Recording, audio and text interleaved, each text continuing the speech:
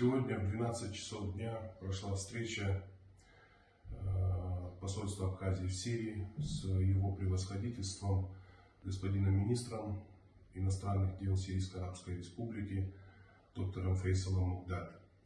На встрече мы обсудили широкий спектр вопросов, касающихся межгосударственных отношений между нашими государствами, между Абхазией и Сирией, где на сегодняшнем этапе обсуждали вопросы развития двухсторонних отношений, а также практические шаги и реализации всех тех направлений, которые были озвучены. Также, как известно, на встрече между президентами Республики Абхазии Бжани Аслана Георгиевича и президента Сирийской Арабской Республики доктора Башара Асада в 2021 году в мае месяце обсуждали ряд вопросов, ряд направлений, которые планируется реализовать, а также в этом году планируется проведение Абхазо-Сирийского комитета, второго заседания по торговому, научному, экономическому, культурному сотрудничеству,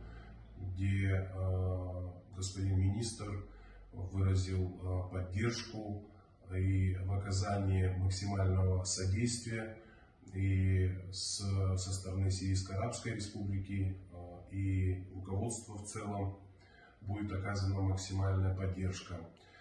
Также мы обсуждали вопросы, связанные с развитием торгово-экономических направлений.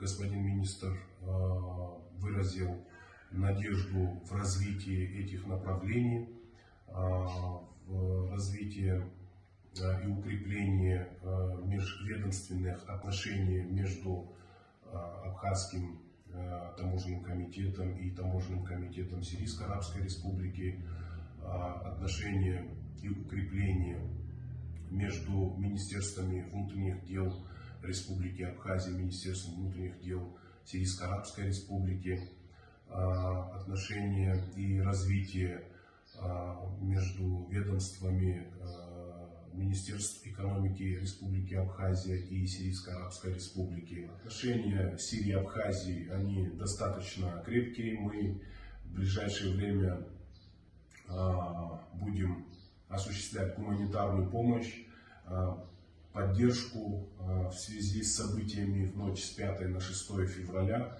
землетрясения, которые произошли, которые унесла большое количество жизней. Также в Турции, которые были землетрясения, мы еще раз приносим свои глубочайшие соболезнования. И в ближайшее время мы уверены в том, что практические шаги и с точки зрения достижения результатов сумеем выстроить правильные и продуктивные отношения с Сирийской Арабской Республикой.